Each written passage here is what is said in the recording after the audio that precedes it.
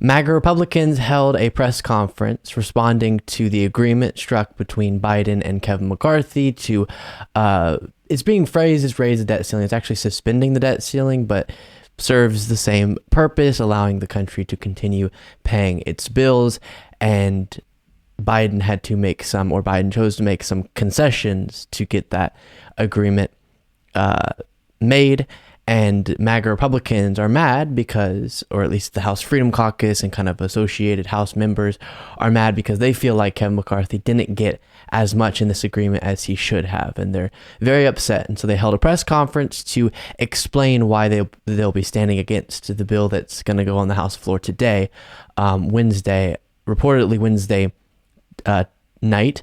And so we'll see if it ends up getting through with the opposition from some of these House Republicans, and then it'll also have to pass the Senate. There's some opposition on the progressive side of the Democratic Party, and then opposition here, the most outspoken with this type of event being from kind of MAGA Republicans, like I said, House Freedom Caucus people. So I want to show this to you starting with Laurenbert. As I said in a previous segment on this, even though this is a bad agreement, we're dealing with MAGA Republicans here, and Kevin McCarthy chooses to represent them.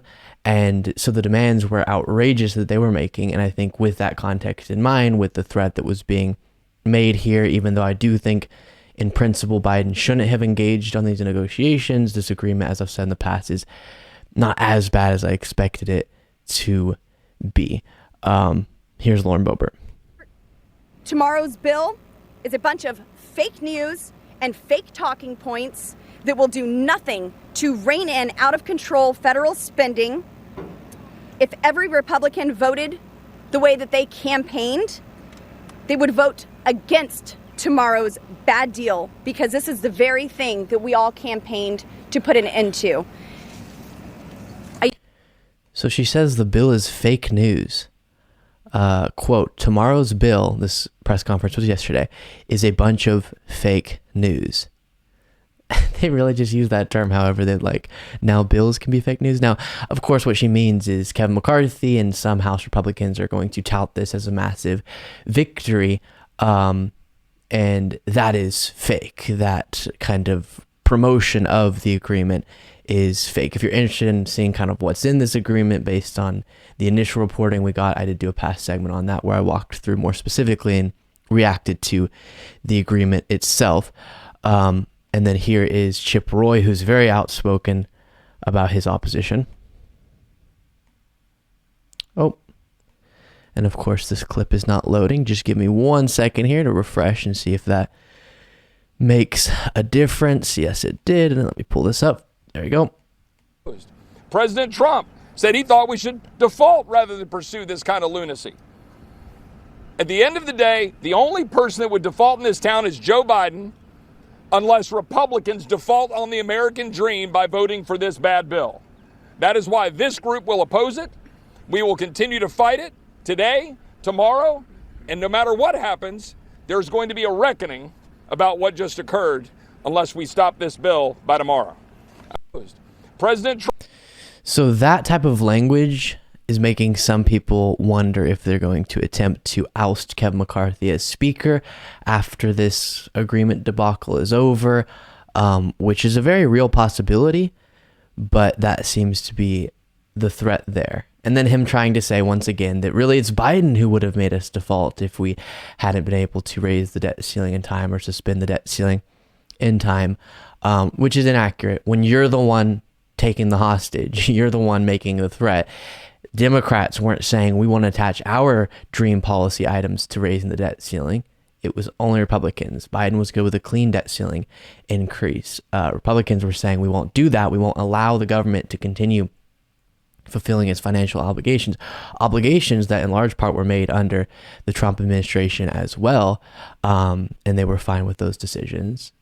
But they're saying we're going to threaten crashing the country's economy and thus the world's economy to try to get policy concessions. So no, if we had defaulted, or if we do default, because of course it hasn't actually been implemented yet in law, it will be because of the GOP. And then here is Dan Bishop. And what does the device of 2 years do? it removes the issue from the national conversation during the presidential election to come.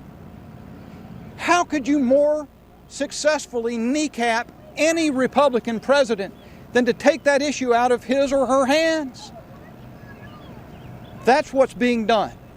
So now So because the debt ceiling will be suspended for 2 years, meaning the Treasury can fulfill our financial obligations, take on as much debt as it takes to fulfill those obligations, pay those bills, and then we'll have to circle back to this whole debacle in 2 years. But that's after the 2024 election. And so he's admitting there, Dan Bishop, that, hey, wait, if you push back the next time we have to have this conversation past the 2024 election, then we can't use the tool of taking the debt ceiling hostage to hurt Biden in 2024. He's just admitting we won't be able to use this in such a disingenuous and dangerous way to hurt Biden's reelection bid because it won't come around until after that election has taken place.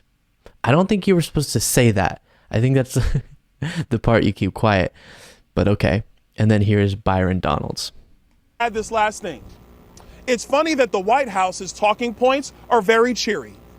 That the White House is telling Democrats, have crocodile tears, but vote for the bill.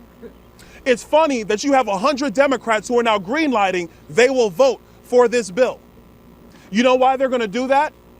Because none of their policy is changed and they get to keep all of their spending.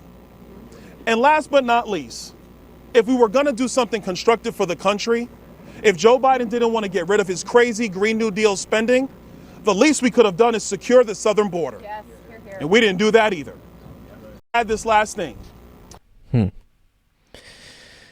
So to the crocodile tears thing he said, I did see a clip from Biden where he got asked, why aren't you celebrating this more? Why aren't you touting the agreement more?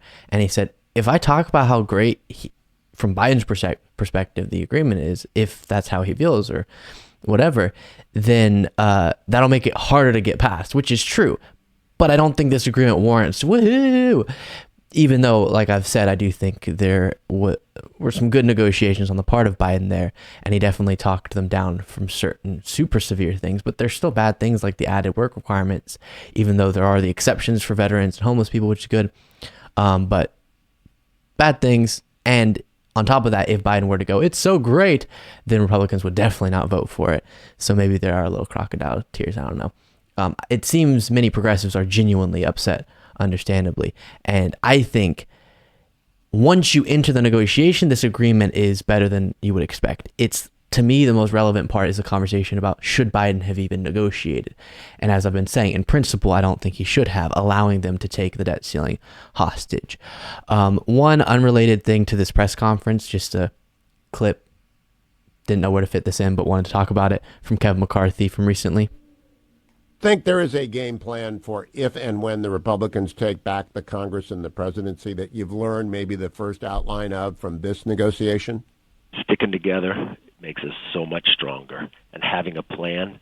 And remember, this is just one element of the plan, one step of the plan. The next one is you go through appropriations and you're able to move, you're able to eliminate the wokeism, you're able to move forward with the... I'm so tired of that. You're able to eliminate the wokeism.